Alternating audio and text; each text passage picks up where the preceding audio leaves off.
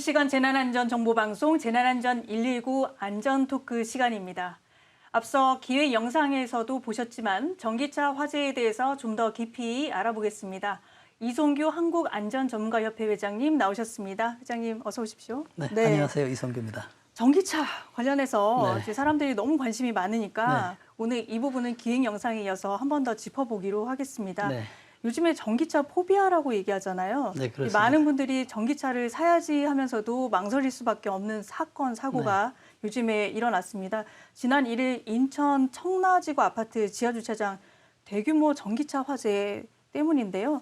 이날 화재의 피해가 굉장히 컸어요. 그렇죠. 네. 네, 지금 이제 앵커께서도 말씀하셨지만은 또 여러분도 많이 아시겠습니다. 1일이죠. 1일이 이제 이른 새벽입니다. 6시 뭐 15분경에 이제 전기차 배터리에서 화재가 발생했는데 이 불로 인해서 지금 42대, 72대가 완전히 전소됐어요. 네. 그리고 70대가 또 그을림에 쌓였었고요. 네. 또 단수, 또 정전도 있었었고 또 다행히 이제 인명 피해는 좀 많지 않았어요. 네. 그래서 10세 미만자가 지금 7명, 네. 또 23명 이렇게 다행히 또 연기 흡입을 하신 분들이죠. 그렇죠. 네. 그리고 소방관 한 명이 이렇게 부상 당했거든요. 네. 그래서 또 46세대가 대피를 했는데 일반 대피가 아니고 임시 주거시설 대피를 했었어요. 네. 그래서 이렇게 이제 시간이 많이 또 8시간이 넘게 지나가 됐어요. 그래서 이런 이제 복잡한 문제, 단지 화재로 인해서 이런 큰 피해가 났었던 것은 이제 여러분들도 다 아시겠지만은 전기차 배터리의 어떤 위험성, 불을 끌 때 굉장히 시간이 많이 걸린다는 얘기죠. 그리고 지하 주차장에 화재가 나면 소방차 진입이 어려워요. 그렇습니다. 소방차 진입이 네. 어렵다 하더라도 또 불을 끌려면 일반 호스 가지고는 쉽지 않아요. 네. 그래서 완전 수조가 들어가야 되거든요. 물탱크가 들어가서 물탱크 안에 전기차를 풍덩하게 빠뜨리는 이런 방법으로 불을 끄는데 이런 것도 쉽지 않아서 굉장히 어려웠죠. 그래서 결과적으로 보면 우리가 진짜 한 번도 겪어보지 못한 전기차 화재에 어떤 놀랬다. 앞으로 큰 대책이 필요하다. 이런 걸 좀 네, 느끼게 이번 됩니다. 사건으로 참 경각심이 네. 많이 드셨을 거예요. 그나마 이른 시간에 일어났기 망정이지 네. 사람들이 많았던 시간에 일어났으면 어찌했을까 좀 네. 아찔한데요. 근데 특히 이 해당 자동차가 움직였던 게 아니라 네. 주차를 오랫동안 했었는데도 네. 이런 화재가 발생했다는 데서 더 주목을 받고 있거든요. 네. 근데 이게 어떻게 된 일인가요? 그렇습니다. 이제 화면에서 또 보면은 지금 배터리 구조가 좀 나오거든요. 지금 배터리가 지금 리튬 전지 배터리 저게 하나의 셀입니다. 동작 원리를 좀 설명해 주실까요? 네네. 저게 보면은 가장 크게 양극이 있고 음극이 있고 분리막이 있고 전해액이 이 네 가지가 가장 중요한 지금 배터리거든요. 근데 여기서 가장 덜 중요한 게 음극이에요. 음극에는 흑연이 들어있거든요. 굉장히 저렴하고. 근데 양극에 우리가 이야기하는 리튬 이온이 들어있거든요. 그래서 리튬을 쓰는 이유는 흑연과 리튬의 전이차가 굉장히 높아요. 우리가 수위차가 굉장히 높으면 발전할 때 고전압을 발전할 수가 있잖아요. 여기도 전이차가 굉장히 높기 때문에 네. 리튬과 흑연이 그래서 아주 좋은 리튬 전이차가 높기 때문에 이걸 쓰고요. 또 리튬이라는 자체가 에너지 밀도가 굉장히 높아서 적은 용량에서도 작은 것에도 한 번 충전하면 오래 쓸 수가 있거든요. 네. 그러다 보면 아까 지금 네 가지의 어떤 형태가 있었었죠. 근데 네. 만약에 이제 다시 온이치로 좀 그림을 보게 되면요. 예, 앞에 CG를 다시 한번 볼까요? 만약에 저기서 예를 들어서 분리막이 파손이 됐다. 네. 라고 한다면 지금 양극 있죠. 리튬 있거든요. 지금 전구를 설치를 하고 선을 연결을 하면 전자가 위로 올라가거든요. 네. 그다음에 이온은 전자로 선을 갈 수가 없고 전해액을 통해 가지고 음극으로 가거든요. 전자는 분리막 때문에 가지 못합니다. 만약에 밑으로 분리막이 파손이 됐다라고 한다면 음과 양극이 서로 붙어버리는 것이죠. 네. 우리가 단락됐고 쇼트됐다는 얘기죠. 네. 저런 현상이 나타나거든요. 아하. 그래서 만약에 이제 저 분리막이 파손됐다라고 하면 쇼트가 일어나죠. 네. 근데 큰 소리는 나지 않아요. 폭발은 아니거든요. 펑 소리가 나면서 열이 발생되겠죠. 그럼 그 열에 의해서 저기는 전해액이 이제 반응을 하게 됩니다. 그러면 전해액이 많은 화학 약품들이 있거든요. 여기서 반응을 하면서 가스가 발생이 돼요. 근데 다행히도 이 가스는 불행하게도 유해성 가스가 일산화탄소도 발생하거든요. 근데 폭발성 가스가 발생해요. 그러면 유의해야겠네요. 그렇죠. 네. 또 폭발도 되죠. 그런데 폭발성 가스만 있다고 해서 아직 폭발이 되지 않거든요. 근데 거기에서 프로판가스나 메탄가스가 발생되는데 이 메탄가스는 아직 불이 없기 때문에 폭발은 되지 않아요. 우리가 시시때 보면 연기 나고 있죠. 네. 이때가 보면은 전해질이나 아니면 양극에서 화학 반응이 일어나서 가스가 발생했다고 보는 것이거든요. 근데 가스가 어느 정도 발생이 되면 그 온도가 되잖아요. 스스로 발화를 해버려요. 자연 발화. 네. 그렇다 보면 500도씨가 넘어가면 그때 자연 발화가 되면서 이제 폭발이 일어나는 것이죠. 그 과정이거든요. 그래서 특별한 충격을 받거나 그런 것이 아니었는데도 그렇죠. 불구하고 저렇게 자연 발화가 일어날 수 그렇죠. 있다라는 그렇죠. 말씀이시군요. 분리막이 무너졌다는 얘기는 그 전에 충격이 있어서 점점 어느 정도 미세하게 반응하면서 인계점을 시간이 지나면서 넘어간 거죠. 그렇죠. 네. 어느 정도 인계점이 넘어가면 이제 우리 시각적으로 이제 보이게 된다는 얘기죠. 네. 그러나 이 차가 59시간 만에 주차한 59시간 만에 있었거든요. 그래서 어떤 충격이나 파손이나 어떤 만약에 예를 들어서 분리막이 또 불량일 수도 있거든요. 제조 결함 이런 문제가 있었을 때도 바로 나타나는 게 아니라 이런 제품들은 출고할 때 아주 양품으로 출고가 됐을 거예요. 그러나 그때 시점이 중요한 게 아니고 6개월 뒤나 1년 뒤에 어떤 문제점 있느냐가 중요하시거든요. 그래서 네. 이 차도 어떤 충격이나 문제가 발생했는데 점점점 돼서 시각적으로 나타나는 것은 폭발 직전에 CCTV에서 그것밖에 보이지 않았다라고 네. 볼 수가 있겠습니다. 제조상의 문제인지 아니면 사용 과정에서 문제인지는 감정을 통해서 그렇습니다. 결론이 날 수밖에 없는 상황입니다. 네, 회장님이 그동안에 이제 출연하시면서 안전에 관해서 네. 여러 번 말씀을 강조하셨는데 당시에 스프링클러가 제대로 작동을 했었다면 그나마 이번 지하주차장 화재 피해를 좀 더 줄일 수 있지 않았을까 그런 아쉬움이 있어요. 그렇습니다. 근데 가끔 저한테 가끔이 아니고 많이 이번 사고 나면서 물어봤거든요. 스프링쿨러가 있었으면은 그러면 초기 진압이 됐냐라고 물어봅니다. 특히 기자분들도 그러고 옆에 이제 주변에서. 그러나 저는 별 효과는 없다라고 봅니다. 상관관계가 없나요?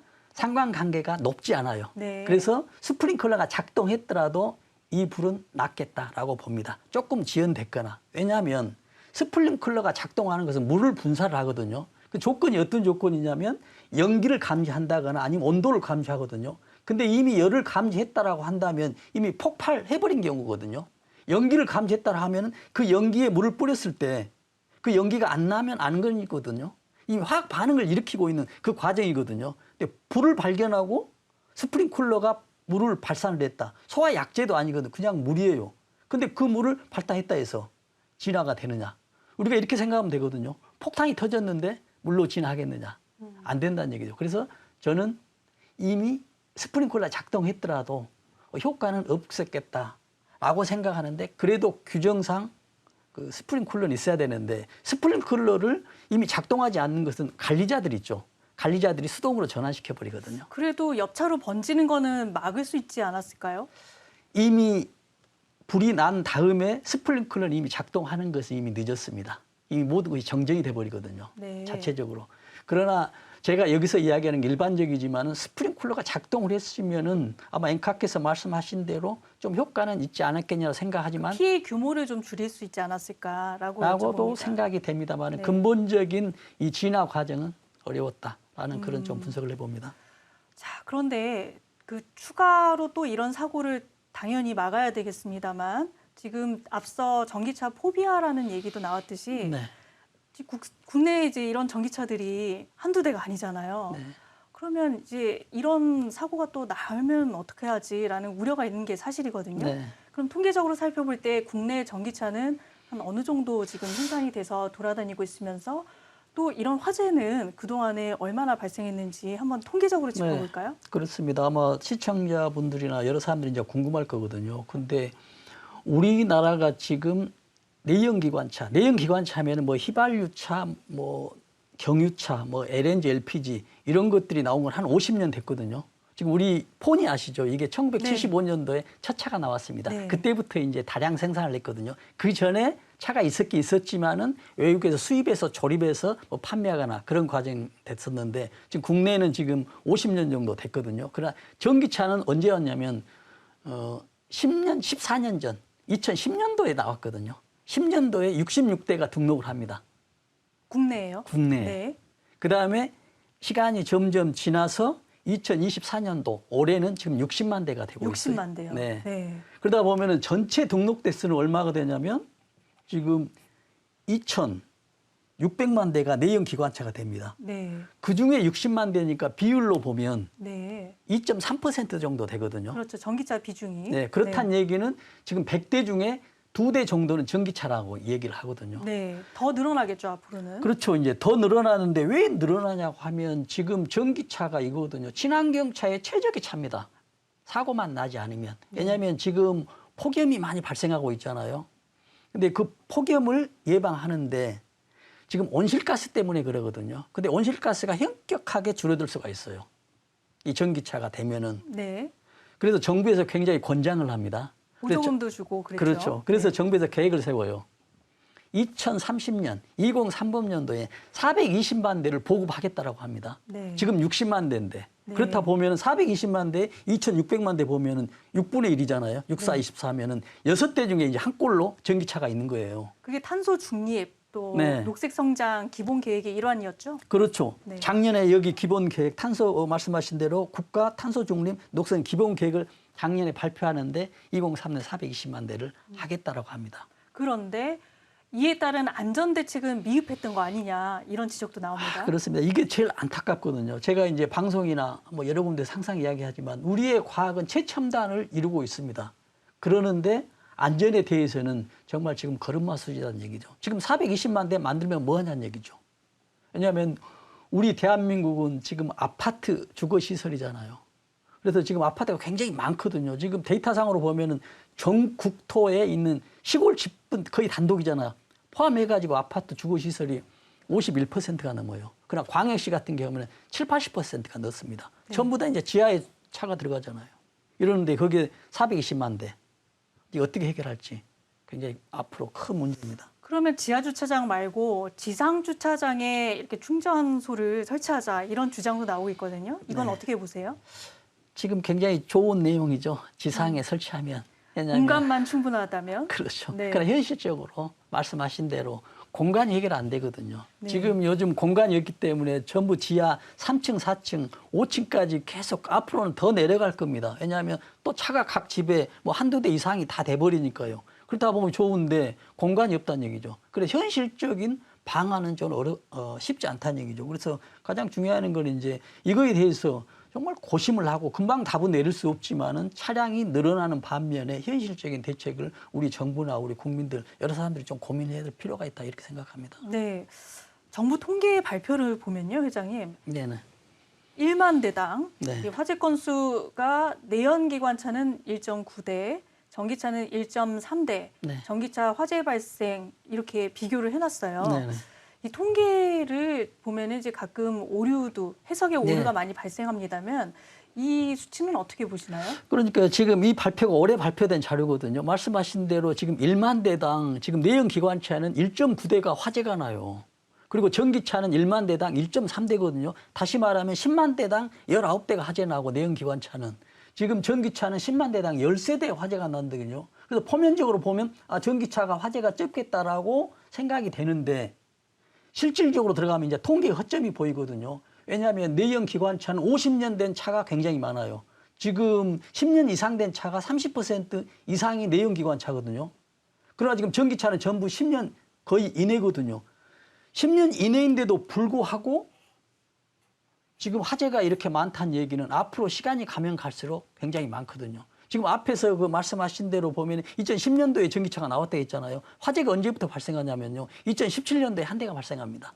7년 있다 화재가 발생하거든요. 그대로 계속 배가 일어납니다. 그래서 올해 70대가 나는데 앞으로 계속 되겠다는 얘기죠. 그래서 이런 데이터는 연식별로 비교를 해야지 종합적으로 비교하면 좀 문제가 있다. 그래서 결국적으로 보면은 이 데이터에 전기차가 화재가 더 적은 게 아니라 훨씬 더 높을 수 있다. 그리고 한 번 나면 큰 피해를 입을 수 있다는 것을 국민들이 알 필요가 있다라는 네. 말씀드립니다. 조금 더 질적으로 들어가 보면요. 네.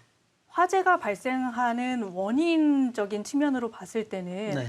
내연기관차보다 전기차가 조금 더 이게 원인이 뭔지 규명하는데 어려움을 겪고 있는 것이 사실인 것 같습니다. 그렇습니다. 그래서 이번 같은 경우도 배터리냐 아니냐 이제 네. 이런 부분이 감정 결과에 따라서 밝혀질 것으로 보입니다만 이제 공적으로 이제 배터리 문제가 계속 나오고 있거든요. 네. 그래서 현대차나 기아차가 배터리를 공개를 했고 네. 또 BMW랑 벤츠에서도 배터리 제조사가 어딘지 공개를 했거든요. 네. 이제 이런 것들이 조금 도움이 될까요?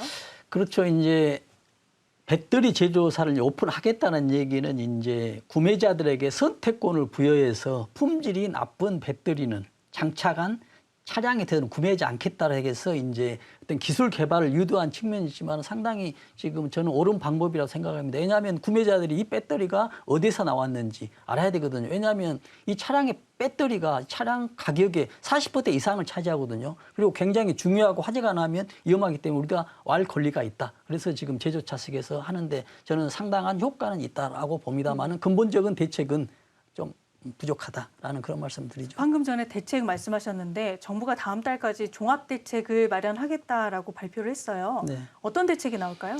그렇습니다. 지금 며칠 전이죠. 14일 날 국무조정실 주관으로 인해서 전기차 안전관리 강화 발현 마련 대책 회의를 했어요. 차관급 회의거든요. 그래서 이 결과를 가지고 9월 달에 대책을 발표한다고 했는데 아직 대책은 나오지 않아요. 그래서 이제 제가 간단하게 이제 대책을 제안을 좀 하면요.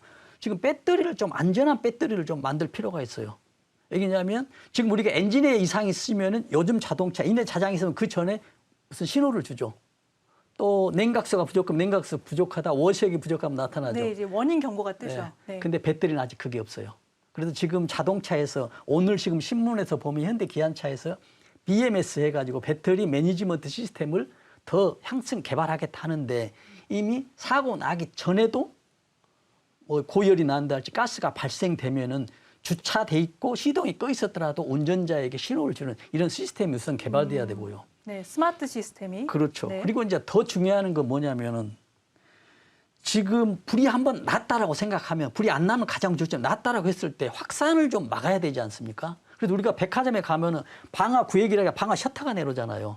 이미 주차장 같은 경우에서도 이미 존이 있습니다. 전기차 존에서 방화 구역, 방화 셔터가 내려가지고 불이 난 곳에서는 뭐 열대든지 거기는 안전 존수되더라도 밖으로 나가지 않고 또 아파트 내로 들어오지 않고 지금 여기 방송 같은 경우도 지금 지하 4, 5층 돼 있는데 연기가 지금 나면 돼버리거든요. 그때 방화 구역을 내려가지고 이런 시스템들을 좀 개발하는 이런 대책도 좀 필요하고요. 그보다도 더 중요한 것은 이제 또 사회 혼란 세력들 있죠.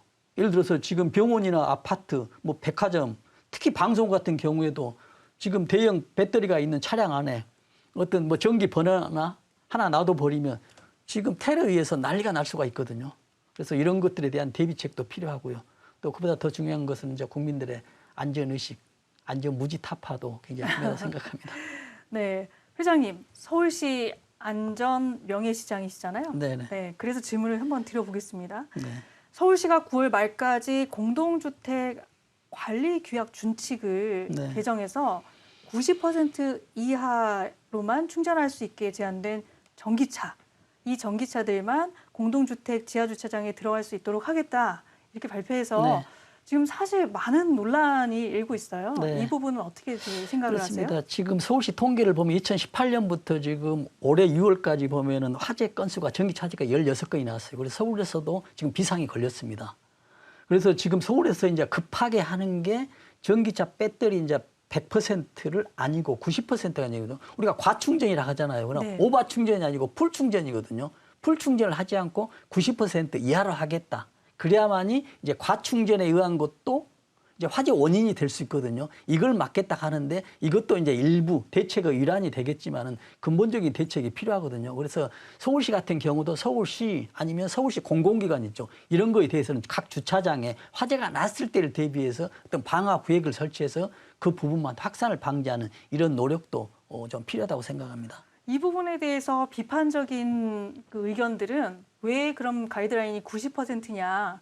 90% 이하로 했는데 또 이런 사고가 나면 그때 또 80%로 고칠 것이냐? 뭐 이런 식의 비판이 제기가 되고 있어요. 그렇죠. 이제 이미 배터리 용량을 퍼센트를 올리면 올릴수록 이제 운전자로서는 유리하거든요.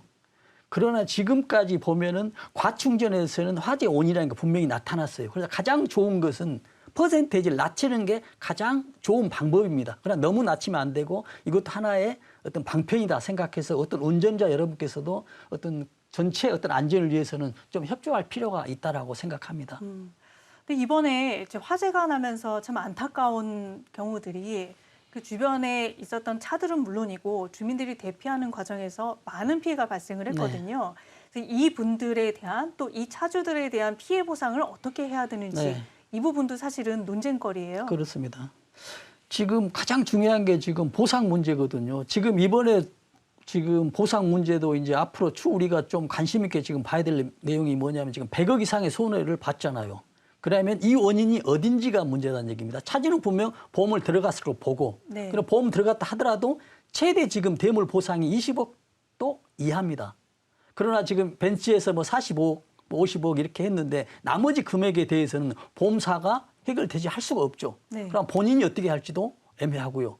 그래서 이런 문제가 됩니다만은 전기차를 지금 운행하는 사람에 대해서는 보험에 대해서도 신경 써야 되고 꼭 대물은 드려야 되지만은 또 이런 것도 확인해야 되거든요. 배터리 자체가 손상했을 때 손상 비용을 보험에서 해야 될 거냐 이런 것도 확인해야 됩니다. 왜냐하면 아까 말씀하신 대로 배터리 비용이 지금 차에 비해서 40%가 넘는 것이거든요. 그래서 이런 문제들이 좀 해결돼야 된다라는 그런 말씀드립니다. 보험으로. 그래서 이번 기회를 통해서 우리가 과속 방지턱이 있을 때는 정말 절대적으로 속도를 줄여서 충격을 최소화해야 되겠다라는 그런 경각심은 생길 것 같습니다. 그래서 마지막으로 전기차 화재 시 국민 행동 요령을 한번 설명해 네. 주실까요?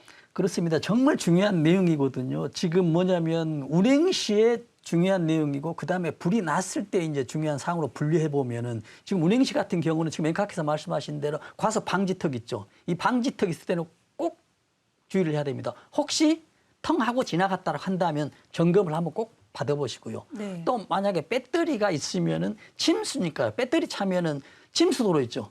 이것도 피해야 됩니다. 왜냐하면 이런 걸 대비하게 튼튼하게 배터리를 만들었지만 그럼에도 불구하고 이 차라는 것은 계속 움직이고 시간이 지나면 노후화가 되기 때문에 침수도로 이런 거 좀 필요해야 됩니다. 특히 그 다음에 이제 화재 시 했을 때 이미 불이 났을 때는 폭탄이 터졌다고 생각하거든요. 이미 차 안에 있는 소화기로는 불가능합니다. 안 돼요.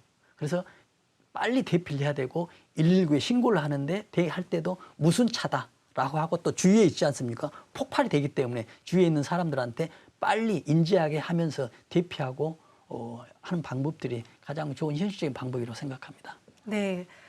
실시간 안전 전문가 이송규 한국안전전문가협회 회장님과 오늘 말씀 나눴습니다. 회장님 오늘 나와주셔서 감사합니다.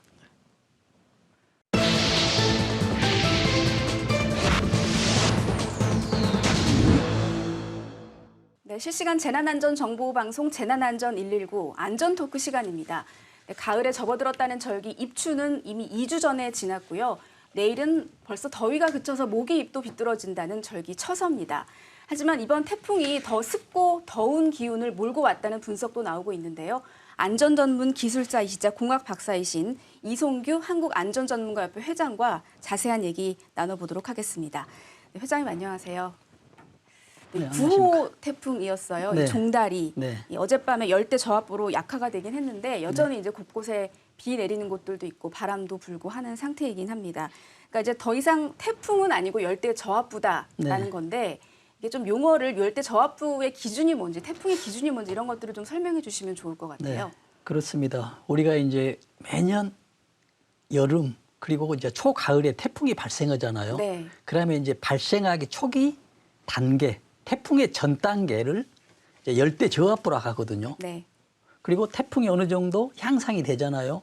그다음에 쇠퇴한 다음에 또 태풍이 또 죽어가는 이 단계를 열대 저압부라고 하는데 열대 저압부의 기준이 있어요. 왜냐하면 태풍의 속도 있지 않습니까? 네. 속도가 초당 17m 이내일 때를 네. 열대 저압부로 하거든요. 예. 그러면은 17m 이내가 되면서 점점 세력이 강화되면 17m가 넘어가죠, 초당. 이때 되면 이제 태풍이라고 하거든요. 그러면서 또 마지막에 쇠퇴될 때 17m가 이내가 되면 열대 저압부로 하는데 지금 종달이 태풍이 쇠퇴 가고 있잖아요. 그렇죠. 그래서 초속 17m 이내가 되고 있다라고 네. 보면 되죠. 좀 있으면 이제 완전히 소멸된다. 네. 그런 상태 이제 열대 저압부거든요. 그렇습니다. 그러니까 태풍은 아니지만 열대 저압부로서의 비바람을 뿌리고 있는 상태인 것 같은데 이번 태풍 종다리였어요. 이제 우리가 종달새라고 부르는 종다리 이게 네. 북한에서 낸 용어라고 하더라고요. 이름이었다고 하더라고요. 네. 그러니까 보통 우리가 이 태풍의 이름을 짓잖아요. 네네. 이게 아무래도 뭐 같은 지역에 여러 개 태풍이 있을 수도 있고 또 한 태풍이 여러 나라를 거치면서 영향을 미칠 수 있어서 이런 식으로 이름을 여러 나라에서 짓는 건가요? 그렇습니다. 지금 우리가 이제 태풍이라 하면은 태평양의 서쪽, 그래서 북서태평양에서 발생하는 이런 회오리 바람이거든요. 네. 여기에 이제 걸쳐 있는 국가들이 14개국 정도 되거든요. 14개 나라. 네. 그러면 14개 나라에서 이름을 10개씩을 정해 놨습니다. 네. 그러면 이걸 140개 정도 되겠네요. 그래서 140개가 순환이 되는 것이죠. 네. 몇 년 만에 한 번씩. 그러나 이번에는 지금 북한에서 낸 그 이름이 종다리거든요. 그래서 이 종다리가 지금 이 이름이 정해져 있는 것입니다. 네.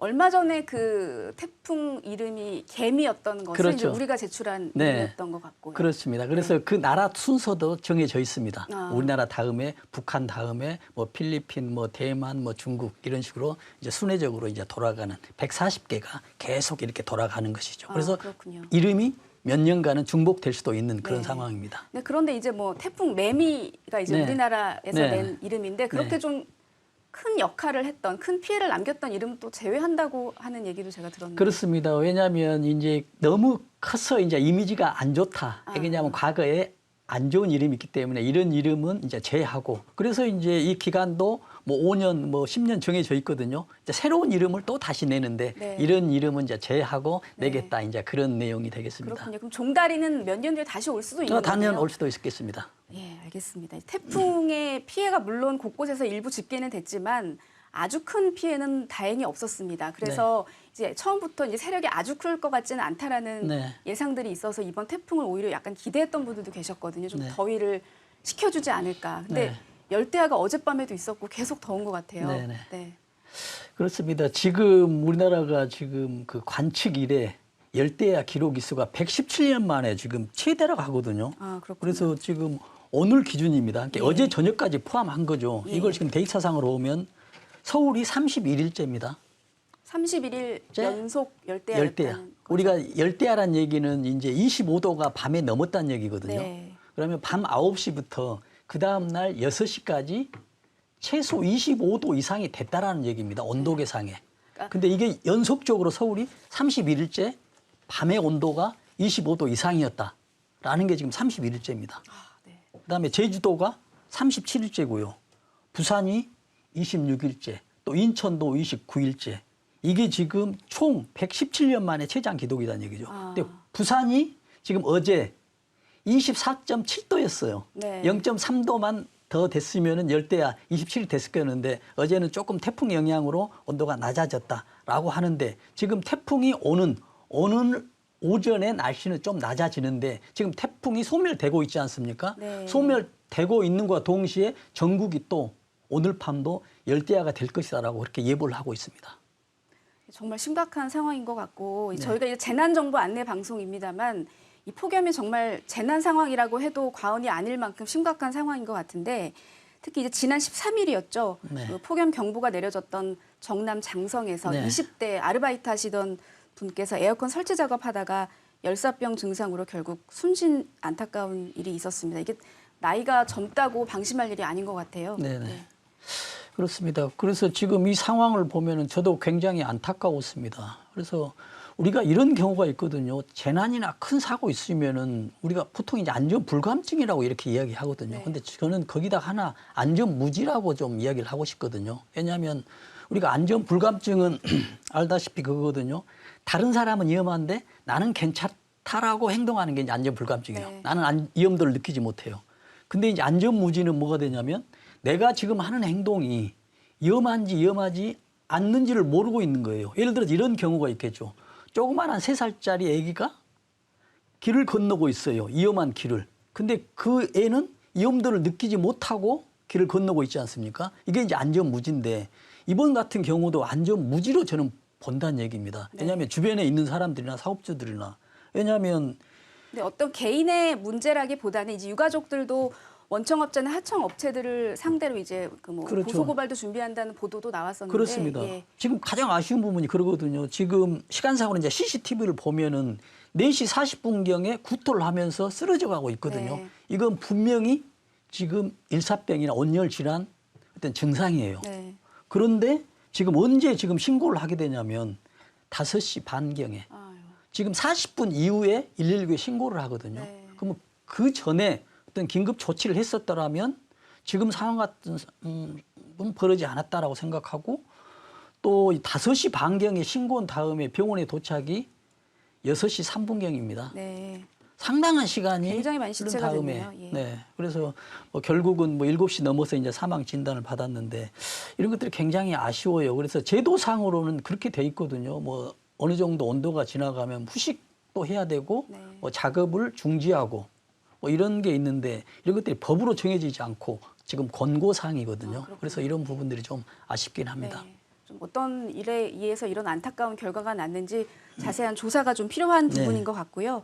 이제 일사병, 열사병 얘기 계속해서 나옵니다. 이게 네. 사실 이름이 비슷해서 그렇지 증상부터 치명도까지 상당히 다른 얘기잖아요. 아, 그렇습니다. 네. 정말 좋은 내용인데 우리가 보통 보면 일사병, 열사병 뭐 혼동하고 뭐 햇빛에 의해 사는 것이 뭐 일사병이고 뭐 뜨거운 열에 의해서 열사병인 거 하는가라고 이렇게 오해할 수도 있는데 중요한 내용은 일사병하고 열사병은 완전히 차이가 있거든요. 네. 우리가 지금 열이 됐든 햇빛이 됐든 간에 어느 정도 이상이 되잖아요. 그러면 우리 몸에 증상이 나타나는데 이런 경우가 있거든요. 우리 몸이 지금 36.5도잖아요. 어느 정도 온도가 올라가면 땀을 이렇게 배출하거든요. 그렇죠. 땀이 땀- 나야 그렇죠. 체온이 내려갈 테니까요. 그렇죠. 이게 이제 자동차로 이야기하면 냉각 장치거든요. 네. 그런데 날씨가 계속 더우니까 체온이 계속 올라가니까 계속 땀을 배출하거든요. 네. 땀을 배출하면은 땀에서 일단 수분만 나오는 게 아니고 염분이나 영양분이 이제 계속 배출돼 버리니까 우리 신진대사가 이제 잘 안 돼서 그렇게 상태가 돼가고 있는 것이거든요. 네. 이 상태가 지금 일사병입니다. 온열 질환 아, 초기 증세거든요. 네네. 땀은 나는. 땀은 나는데 네. 또 의식도 어느 정도 있어요. 네. 그래서 어느 정도 휴식을 취하고 그늘에 가고 물을 섭취하면 괜찮아져요. 네. 쓰러져 있더라도 의식이 되니까. 근데 여기서 머뭇거려 버리면 그 다음부터는 신진대사가 땀 나오는 게 완전히 멈춰버리는 것이죠. 자동차가 냉각수가 스톱돼 버린다는 얘기죠. 그래 버리면은 이제 모든 게 의식이 돌아오지 않는 의식이 멈춰버리는 이런 상태가 되거든요. 그렇다 보면 어떤 경우가 되냐면 이미 땀이 나오지도 않고 체온은 계속 올라가죠. 외부 열에 의해서. 그럼 우리 몸이 변하기 시작하거든요. 변한다는 얘기는 돌아오지 않을 정도로 변해볼 수가 있어요. 그래서 가장 이제 우리 몸에 열에서 민감한 부위가 머리하고 가슴이거든요. 머리하고 가슴이 단백질이 많은 곳인데 이 단백질이 고열에 민감해요. 그래서 고열에 변해버리면 다시 돌아오지 않아요. 그래서 굉장히 위험한 상태죠. 열사병이. 열사병. 네. 이제 이건 열사병이 돼버리는 네. 것이거든요. 그래서 이때는 지금 우리가 할 수 있는 게 어떻게 하면은 되는지 뭐 얼음물이 있었다고 한다면 얼음물에 그냥 풍덩 넣어도 상관이 없습니다. 병원에 이 상태로 가잖아요. 바로 아무 이유도 없이 냉동실로 들어가게 됩니다. 그만큼 시급하거든요. 그런데 여기서 이런 조치를 하지 않고 뭐 대기한다거나 했을 경우에는 큰 치명상이 나올 수 있습니다. 그래서 종합적으로 이야기하면 일사병은 우리 체온이 올라갈 때 뭐 쓰러지거나 이런 수분이 너무 많이 와서 힘들거나 할 때 의식 소통이 좀 됐을 때 뭐 물을 섭취한다든지 이럴 때는 가능하지만 이게 안 된 상태에서 그렇게 상태에 빠져 있다라고 한다면 열사병 이럴 때는 굉장히 주의하다 이런 내용을 좀 말씀드립니다. 그러니까 땀이 나는 정도로 어느 정도 스스로 조절을 할 수 있다면 일사병이고 네. 땀조차 흘리지 못하는 상황이라면 열사병. 그렇죠. 그래서 열사병이 더 위험하다라는 그렇죠. 말씀이시고 그러니까 야외 작업자분들은 정말 조심하셔야 될 것 같아요. 네. 그렇습니다. 지금 이번에도 야외 작업자인데 야외 작업자들이 지금 2시에서 이 4시 사이가 가장 위험하다고 하거든요. 네. 이런 경우에는 이제 우리가 시간대별로 좀 해야 되고요. 지금 열사병 중에서도 이런 경우가 좀 있거든요. 지금 온열 질환자들 이렇게 통계를 보면은 네. 60대가 제일 많아요. 60대가 18%고 50대가 17.5%, 40대가 13.7%. 고령자일수록 지금 이 열사병인 일사병을 이기지 못해요. 그래서 왜 이렇게 봤더냐면 의학적으로 지금 나이가 들면 땀샘이 많이 줄어든답니다. 네. 그래서 땀 배출이 좀 늘어지고 여러 가지로 지금 나이가 들면 어떤 신진대사 대처 능력들이 부족하지 않겠습니까? 네. 이런 게 있기 때문에 굉장히 중요하고요. 또 하나 이번에 굉장히 중요한 것은 미국 심장학회에서 있죠. 심장학회에서 32도 이상이면 뇌졸중이 66%가 증가한다고 합니다. 또 하나는 뭐냐면 심근경색이 됐을 때 사망 위험도가 20%가 증가한다고 이런 지금 데이터들이 나오고 있거든요. 그렇다 보면은 지금 우리가 작업자들이나 야외에서 일하는 분들 이런 경우는 내가 혹시 기저질환이 되겠죠? 이런 기저질환이 있는지 아니면 노약자인지 이랬을 경우에는 우리가 스스로 관리하고 또 사업자나 주위 사람들에 대해서는 서로 이렇게 크로스로 서로 상호 어떻게 그 휴식이나 안전 관리를 좀 하는 것이 가장 현명한 방법이 아닐까 좀 생각합니다. 네. 언급을 좀 해주셨습니다만 질병관리청에서 온열질환 감시 체계를 가동하고 있잖아요. 근데 이게 네네. 사실 응급실까지 온 분들을 집계하는 거여서 사실 관련된 질환은 더 많을 수도 있지 않을까라는 생각도 좀 들더라고요. 그렇습니다. 예.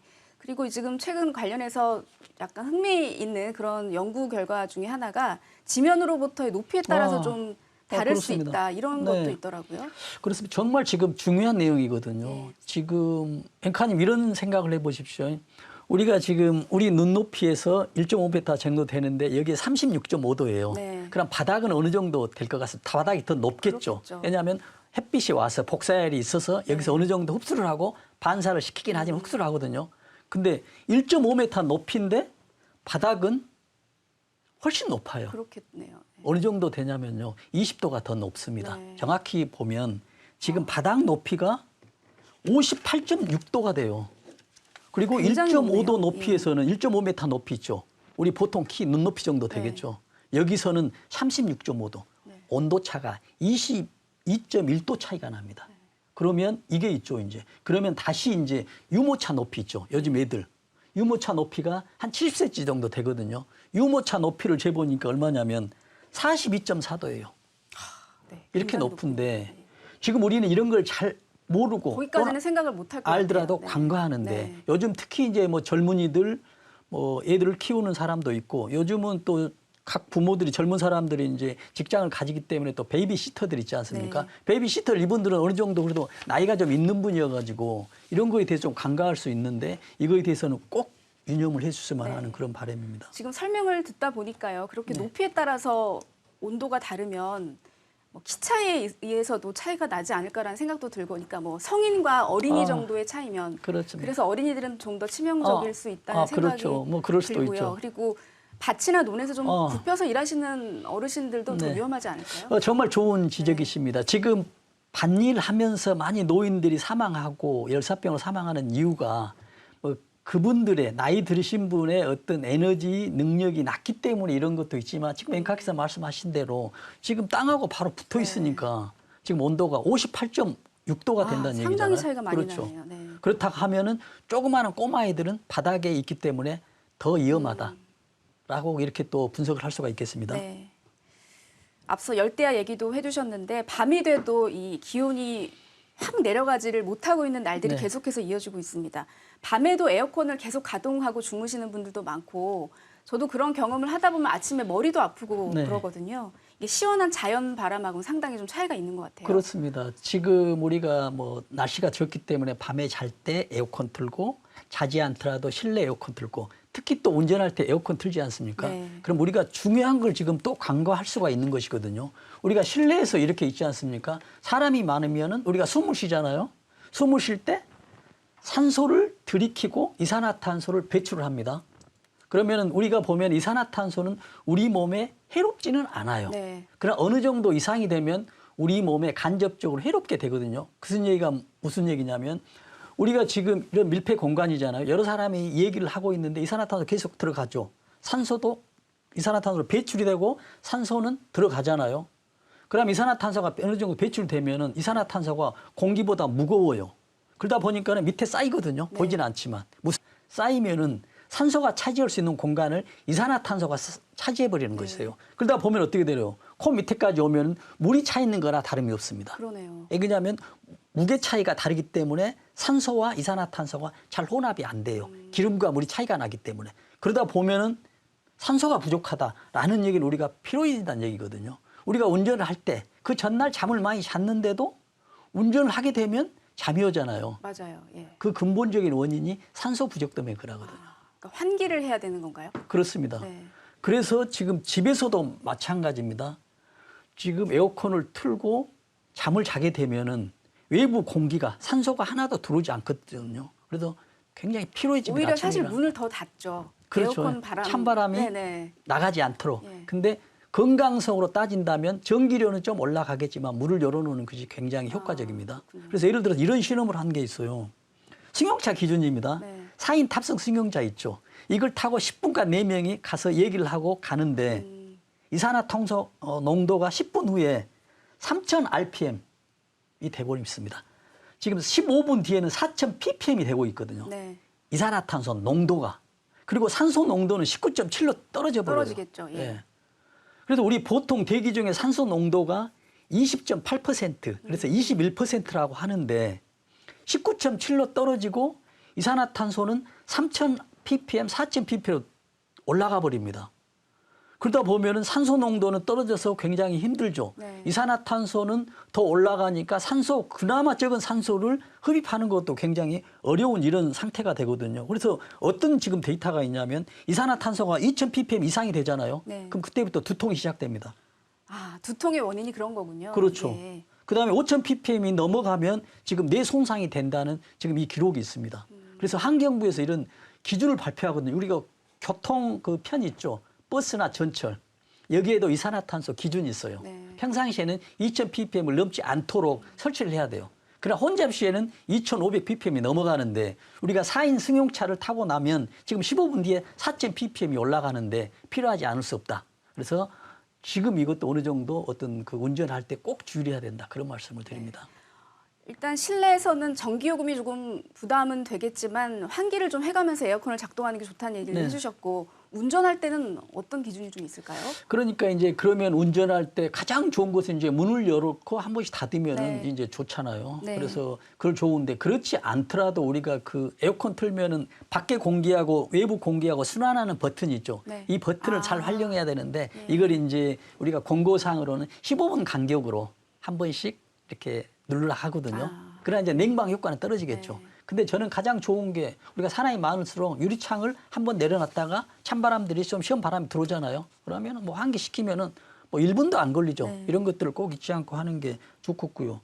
또 이런 경우가 있죠. 요즘에는 뭐 정전이 됐다거나 어떤 문제가 있어서 집에 잠자기가 어렵거나 아니면 에어컨이 뭐 고장 났거나 하면은 차에서 에어컨을 틀고 자는 경우가 있어요.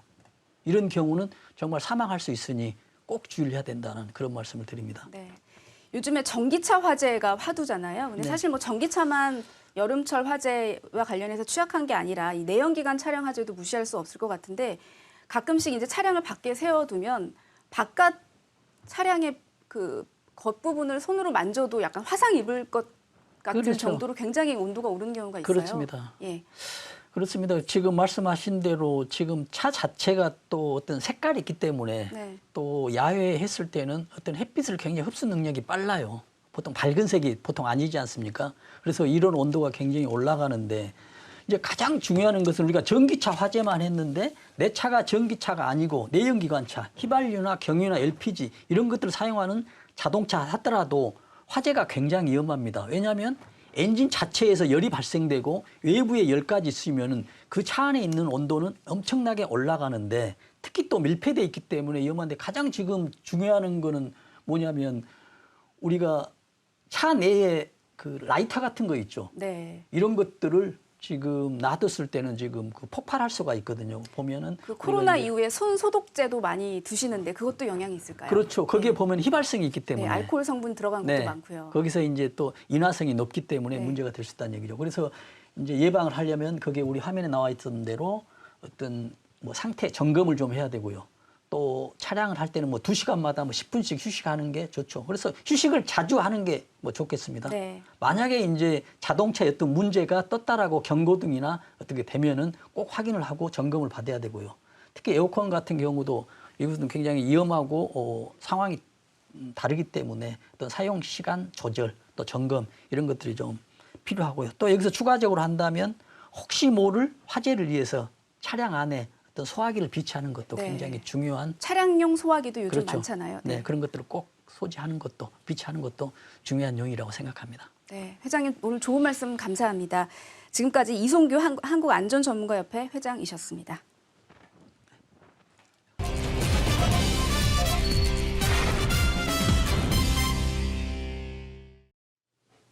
네, 실시간 재난안전정보방송 재난안전 119 안전토크 시간입니다. 지난 22일 경기도 부천의 한 호텔 화재로 7명이 숨지고 12명이 다치는 사고가 있었죠.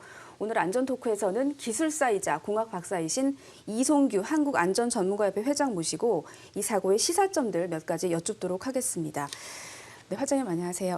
네, 안녕하십니까. 네, 이 부천 화재를 놓고 화재 원인이 뭐였는지 또 그 이후에 여러 가지 대처들은 적절했는지 네. 다양한 지금 조사 분석들이 나오고 있습니다. 네.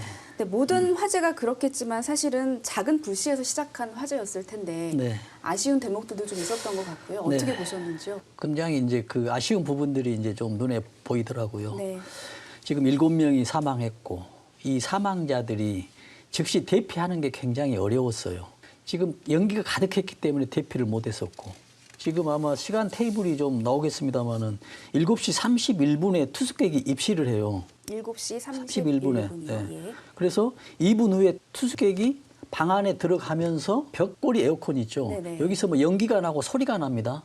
그래서 이 사람이 다시 나와요. 나오면서 프론트에 가서 방호실을 바꿔주라고 합니다. 네, 뭔가 거기에 이상함이 이제 감지됐다. 그렇죠. 그 다음에 이제 불이 시작이 되죠. 그 사이에 7시 37분에 4분 7초 정도 되면은 이제 복도에 연기가 퍼지기 시작하거든요. 아, 언제로부터 4분 7초 후 건가요? 33분에 퇴실을 하죠. 아, 예. 다시 거기서 4분 뒤에 7시 37분 7초가 되죠. 네. 복도에 연기가 퍼지기 시작합니다. 어디에서 지금 화재가 났었냐면 벽걸이 에어컨 누전 있죠. 네. 여기서 지금 발화가 추정이 됩니다. 근데 4분 만에 지금 복도에 연기가 퍼지기 시작해요. 아, 순식간이네요. 그렇죠. 근데 이 4분 동안에는 이 810호 있던 사람이 프론트에 가서 호실을 바꿔주라 하는 그 시간입니다. 네. 거기서 다시 2분이 지나면서 침대, 소파, 카펫 인화 연기가 지금 유독성 가스까지가 복도에 지금 퍼지거든요. 네. 근데 여기서 좀 아쉬웠던 게 뭐냐면 지금 810호 손님이 밖으로 나오잖아요. 이때 문을 열어놓고 나옵니다. 문을 열어놓고 나오니까 안에 있던 침대가 불이 타고 카페, 소파가 불이 타면서 연기가 이제 밖으로 나와버리죠. 네. 그래서 이제 소방대원이 3분 40초 이내에 도착을 해요. 네. 그래서 굉장히 빨리 도착을 했는데 안타깝게도 그 다음에 어떤 행동들이 좀 미흡했다 이렇게 좀 볼 수가 있거든요. 그렇군요. 참 안타까운 사고가 아닐 수가 없는데 지금 9층짜리 건물이었어요. 이제 네. 보통 불이 나면은 스프링클러라고 천장에서 화재가 났다는 것을 자동으로 감지해서 물을 뿌려주는 역할을 하는 것들이 네. 이제 설치가 돼 있어야 하는데 네. 이 경우에는 설치가 되지 않은 건물이었습니다. 그렇습니다. 의무화가 되기 이전이라고 하더라고요. 그렇습니다. 예. 지금 이 건물이 설치된 지가 2003년이거든요. 그런데 지금 2017년 이후부터는 지금 스프링클러가 설치하도록 돼 있거든요. 우리가 스프링클러 하라는데 우리가 영어로 스프링클 하면 이렇게 네. 물을 쫙 뿌려주는 거 있지 않습니까? 우리가 잔디밭에 스프링클러 있잖아요. 잔디 그렇죠. 물 주는 거. 자동으로 물 주는. 네, 예. 이것도 스프링클러가 하거든요. 네. 근데 이것은 땅에 있고 이제 불이 났을 때 천장에 있는 이제 스프링클러가 설치하도록 돼 있는데 이게 2017년이거든요. 그래서 이 건물은 2003년이어서 스프링클러가 설치하지 안 해도 지금 법에 위반되지 않는 상황입니다. 네. 2017년 이후에 지어진 건물들에만 의무화됐다는 것은 사실 설치되지 않은 건물들이 훨씬 더 많다고 이해를 해도 될까요? 그렇습니다. 지금 2017년 이전에 설치된 건물, 그러니까 5년 전에, 네. 지금 2024년이지 않습니까? 5, 6년 전에 설치된 건물들은 대부분 안 됐다고 봐야죠. 그렇죠. 아마 60, 70%가 지금 설치 안 돼 있습니다. 네. 그러다 보면 우리 일반 국민들이 어느 그 호텔이나 어느 숙박업소에 지금 숙박을 할 수 있는 그런 위험한 상황이거든요. 그래서 정부가 좀 이런 대책을 좀 세운다고 하는데 좀 현실적인 대책이 좀 필요하다. 그렇게 좀 봅니다. 네, 그렇군요. 그 이후에 이제 뭐 그 생존자, 부상자, 사망자들의 얘기도 속속 전해지고 있는데 이 사망자 가운데 2명은 에어매트로 떨어졌는데 이후에 안타깝게 숨졌습니다. 한 네. 분은 뭐 에어매트가 뒤집혔다고 하고 네. 또 다른 분은 뒤집힌 이후에 바닥에 이제 몸이 닿았던 것으로 보도가 나오고 있는데요. 어떻게 보셨는지요? 그러니까 우리가 지금 에어매트나 뭐 왕관기나 여러 가지가 우리가 피난 기구라고 얘기를 하거든요. 네. 근데 이 피난 기구들이 그 마지막에 탈출 수단이지 안전이 보장됐다라고 보기가 굉장히 어렵습니다. 그래서 지금 에어매트 같은 경우도 지금 사고가 났었는데 에어매트에서 가장 중요한 게 뭐냐면 설치를 평평하게 해야 되거든요. 그러니까 평평한 곳에 설치를 해야 된다는 말씀이시죠? 근데 불행하게도 이번에 설치된 위치가 경사면이었어요. 아, 그러다 보니까는 에어매트가 126kg이거든요. 굉장히 무겁죠. 그럼에도 또 떨어질 때 가장자리에 떨어졌어요. 첫 번째 여성이. 그러다 보니까는 126kg이 넘어졌죠. 그래서 우리가 봤을 때 126g이 어떻게 해서 저기 넘어질까 이런 생각이 들잖아요. 네. 그런데 이걸 이제 물리적으로 좀 계산을 해봤습니다. 보니까는 지금 7층에서 보면은 우리가 21m로 봅니다. 네. 지금 보통 3m 정도 되거든요. 한 층이. 그래서 7m에 지금 질량이 무게가 60kg인 사람이 높이 21m에서 땅으로 떨어졌을 때 얼마만한 에너지를 가지고 있냐고 계산을 해보니 네. 지금 1200kg까지 아, 이 물건을 1m 들어 올릴 수 있는 힘이 작용하는 거예요. 그러네요. 80kg가 힘이. 네. 그렇다라고 본다면 지금 에어매트가 126kg이거든요. 약 10개를 1m 들어 올릴 수 있는 힘이 한 사람 위해서 그만큼 힘이 큰 에너지가 발생한다고 보고 있습니다. 그래서 네. 지금 가운데로 떨어지지 않고 가장자리로 떨어졌다 하더라도 평평한 곳이더라도 뒤집어지기 굉장히 쉬운 그런 상황이다라고 볼 수밖에 없습니다. 네, 그렇군요. 그게 어떤 매뉴얼이 없을까요? 에어매트를 어떤 곳에 설치해야 하고. 그러니까는 지금 이것도 굉장히 이제 안타까운 부분입니다만은 이 사용 방법들은 이제 있는데 네. 정부의 소방대원들이 소방청에서 균일하게 사용하는 어떤 그 과학적인 어떤 매뉴얼은 지금 비치되지 않고 개별적으로 운영하고 있기 때문에 이런 사용하는 것도 굉장히 좀 부실했다. 앞으로 개선해야 될 점이 많다라고 지금 볼 수가 있겠습니다. 네, 앞서서도 이건 최후의 이제 기구로 사용돼야 한다. 어쩔 수 없는 경우에 이용돼야 한다. 이렇게 지적을 해주셨는데 네. 아무래도 이 층수가 높을수록 에어매트를 이용하는 게 더 부담이 될 수밖에 없을 것 같아요. 딱 그 네. 에어매트에 정확하게 착지한다는 것도 그렇습니다. 어려울 것 같고요. 네. 그렇죠. 우리가 지금 연습하기도 쉽지 않잖아요. 예. 교육 훈련하기도. 그래서 본인이 떨어지더라도 가장 중앙에 떨어지는 게 좋은데 떨어지는 위치 같은 게 지금 낙하 지점을 찾기가 어렵고요. 또 특히 이제 낙하 지점을 잘 선정을 해서 소방대원들이 중앙에 떨어지도록 해야 되는데 특히 이번에 또 밤이었지 않습니까? 네. 그래서 낙하 지점을 찾기가 좀 어려웠었다라고도 볼 수가 있고 게다가 아까 말씀드린 대로 에어매트가 경사졌었다라고 한다면 가운데 떨어졌어도 아마 튀어나가지 않았을까라는 그런 좀 그 아쉬운 부분들이 좀 있습니다. 네. 그 에어매트에서 떨어진 투숙객들이 이제 7층에서 떨어진 것이었는데 같은 7층에서 어떤 투숙객 같은 경우에는 뭐 에어매트를 이용해서 바깥으로 떨어지는 것을 선택하기보다는 화장실로 들어가서 샤워기 물을 네. 틀어놓고 대피한 일도 있었어요. 네. 이거는 어떻게 해석을 해볼 수 그러니까 있을까요? 저는 적절했다고 이제 보시는지. 제가 그 가끔 하는 게 그렇거든요. 골든 타임보다도 더 중요한 게 골든 액션이다라고 예. 하는데 지금 이게 이 여성한테는 가장 큰 골든 액션이었습니다. 근데 골든 타임을 잘 지켰었던 소방대원들이 있어요. 왜냐하면 소방대 신고하고 4분 이내에 도착하는 거예요. 굉장히 어렵거든요. 그럼요. 예. 골든 타임을 지켰어요. 근데 그 다음에 소방대원의 골든 액션이 부족했던 겁니다. 네. 왜냐하면 에어매트 까면서 불충분하지 않는 평행도가 낮지 않는 곳에 설치했거나 아니면 또 위치 선정이 잘못됐거나 이런 내용들이 있잖아요. 네. 그러면 그분들의 이제 골든 액션이 좀 미흡했는데 이 여성 같은 경우는 밖에 문을 여니까 연기가 가득하는 거예요. 그래서 방법이 없죠. 또 밖으로 나가려고 이제 대피 계단이 있지 않습니까? 계단에도 연기가 꽉 차 있었다 하더라고요. 그래서 우리가 보통 보면은 계단 같은 경우에는 아파트도 마찬가지입니다. 항상 문을 닫히도록 돼 있어요. 네. 그 방화문이거든요. 네. 그래서 불이 나면 계단으로만 가면 가장 안전한 곳인데 그 문이 열려 있을 때 연기가 그걸로 가득 차기 때문에 계단으로 가버리면 이제 감옥이 돼버린 것이거든요. 네. 그래서 이 여성 같은 경우는 밖으로 나갈 수도 없고 계단으로 나갈 수도 없어요. 왜냐하면 연기가 가득 찼기 때문에. 그래서 이 여성이 하는 이제 궁리가 뭐냐면 화장실로 들어갔습니다. 화장실로 들어가서 이제 수건이나 화장지 같은 경우로 이제 문을 막고 네, 물로 또 문틈을 이렇게 막고. 했었거든요. 네. 그래서 물에 의해서 이제 뭐 수막 현상 이런 것 때문에 이제 밖으로 물이 나지 않았었는데 또 이 여성의 가장 또 좋은 그 행동들이 뭐 있었냐면 골든 액션이 화장실로 들어가고 화장실에 전화를 합니다.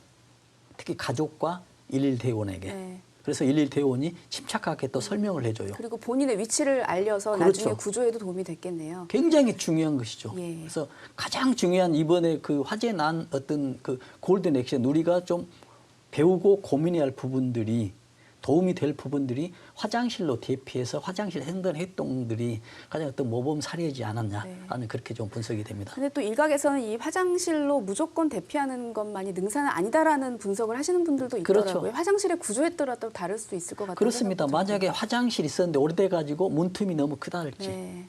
아니면은 또 화장실 또 문이 이렇게 이제 불에 탈 수도 있는 것이거든요. 옆집에서 불이 났을 경우에 내가 화장실로 가는 건 좋지만은 내 방 안에 있었을 때 화장실로 간다는 건 조금 어려울 수도 있습니다. 그래서 상황에 따라 이제 달라야 되거든요. 만약에 이제 불이 나서 화장실 문이 타버리면 안 되잖아요. 그리고 이 화장실을 사용하다 보면은 네. 윗집이나 아랫집에 소리가 들릴 때도 있고 네. 연결된 뭐 배관이라든가 이런 것들이 많이 있는데 그런 쪽으로 연기가 흡입될 가능성은 없을까요? 그렇습니다. 이제 우리가 그 하수관들 있지 않습니까? 예. 하수관들이 어느 정도 물이 빠지잖아요. 그러면 이렇게 다이렉트로 빠지는 게 아니고 화장실이 U자형으로 돼 있습니다.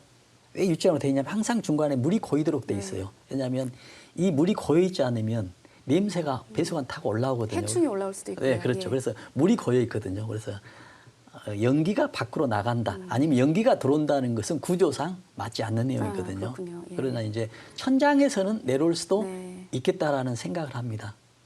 그래서 이제 우리가 이번에는 그 화장실로 좀 안전하게 대피되는데 이제 제도적으로 우리가 좀 바꿀 수가 있거든요. 왜냐하면 우리가 이런 경우 있죠. 지금 코로나 걸렸을 때 음압병실이라 하잖아요. 네, 네. 중환자실은 내부를 음압으로 만들거든요. 그래서 오염된 바이러스 공기가 바깥으로 유출되지 않도록. 예. 외부에 공기는 들어올 수 있어요. 네. 근데 이제 반대 개념입니다. 네. 여기는 양압이거든요. 지금도 계단에서는 초고층 건물에서는 이렇게 양압을 하고 있어요. 그래서 어떤 건물의 비상 계단에 문을 열어보면 바람이 싹 나온다는 게 느낄 수가 있어요. 이게 양압 계단입니다. 네. 근데 이 제도를 양압 화장실로 만드는 거예요. 비상시에만. 그러면 어떤 버튼을 누른다는 얘기죠.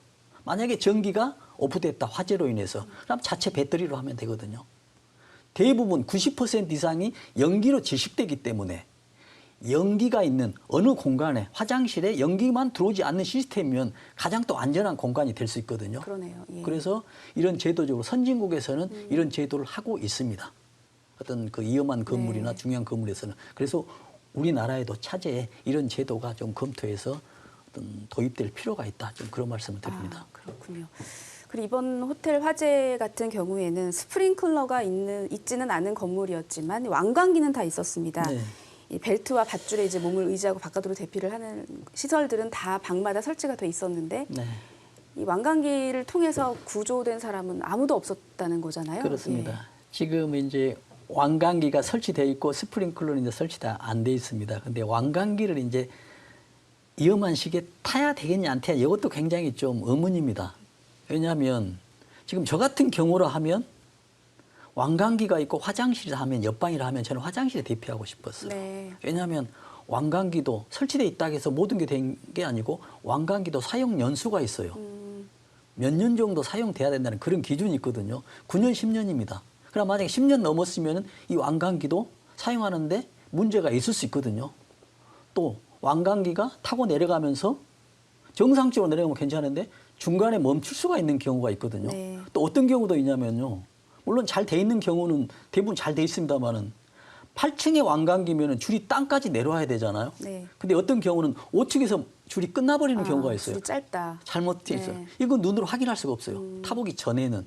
그래서 왕관기도 여러 가지 이제 뭐 문제가 있고 또 좋은 상황에서는 잘 활용될 수도 있습니다만은 여러 가지 어떤 상황에 따라서 하겠지만은 저 같은 경우는 왕관기보다도 화장실에 대피하는 것이 굉장히 좋지 않았을까라는 이런 좀 생각을 해봅니다. 네.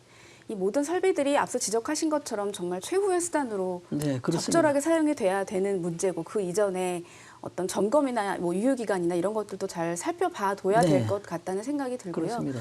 우리가 뭐 이제 휴가철이나 이럴 때 뭐 공동 숙박시설을 이용한다던가 할 때 네. 불이 날 수 있는 여지는 언제든 있는 거잖아요. 어떤 그렇습니다. 점들을 좀 기억하고 있어야 될까요? 그러니까 이제 우리가 보통 그 외부에서 숙박하러 갈 때 특히 이제 호텔 같은 경우도 처음 가는 곳이잖아요. 네. 근데 이제 스프링쿨러가 설치돼 있냐 안 되느냐 눈으로 보이거든요. 그래서 설치돼 스프링클러는 있다. 바로 보이죠. 네. 예. 근데 안전하다고 볼 수 있는데 여기서 또 우리가 간과할 게 뭐냐면 스프링쿨러만 있다고 해서 무조건 이게 불 나면서 저기에서 물이 나올 수 있느냐라고 볼 수도 있는데 스프링쿨러가 설치되어 있는데 스프링클러 앞에 나와 있는 거 있죠. 눈으로 보이는 거. 네. 이걸 스프링 헤드라 가거든요. 스프링클러 헤드라 가는데 이 스프링클러 헤드도 내용 연수가 있어요. 사용 연한이. 이것도 7, 8년 정도 되거든요. 네. 그러면은 한 9년 됐다라고 하면 저기 정말 물이 나올까라는 이것도 좀 생각이 들거든요. 또 하나는 가장 이제 중요한 게 아주 중요한 문제가 되거든요. 지금 그 전기차 화재 났을 때도 스프링클러 작동이 안 됐죠. 있었는데도. 예. 또 2년 전에 대전 현대 아울렛에서 지하 주차장에서 불이 났었는데 이때도 스프링클러 있었는데 작동이 안 됐어요. 왜 안 됐냐고 봤더니 관리자가 수동 모드로 바꿔놨습니다. 어떤 개념이냐면 어떤 연기나 화재, 온도가 되면 스프링클러가 자동으로 작동이 되게 만들어놨거든요. 근데 만약에 오작동을 대비해서 안전관리자가 수동으로 만들어 놓습니다. 그러면은 어떤 신호가 받으면 내가 버튼을 누르겠다는 얘기거든요. 예. 그러면 그 수동 신호가 없을 경우에는 자동으로는 작동하지 않겠다는 거잖아요. 그렇죠. 바꿔 말하면.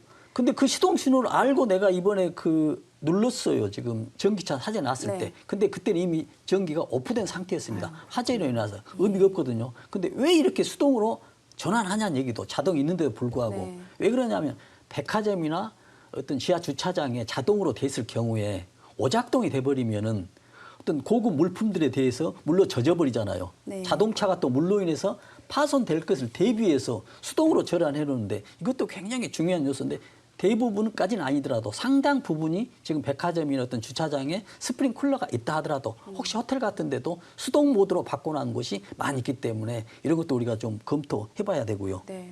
또 하나는 가장 이제 중요한데 비상 계단을 위치를 확인해야 돼요. 각 측면으로 비상 계단이 있거든요. 그래서 비상시에 내가 우측에 어느 끝부분에 있겠다, 중간부분에 있겠다를 확인하고 가야 되고 거기서 문을 열어봤는데 비상 계단이 열려 있었다라고 하면 이건 비상 계단을 전혀 활용할 수가 없습니다. 네, 불이 그렇죠. 났을 경우에 예. 연기가 들어와 버리거든요. 예. 들어가면 더 감옥이 돼 버립니다. 그래서 사용이 안 돼서 그래서 확인을 해봐야 되고요.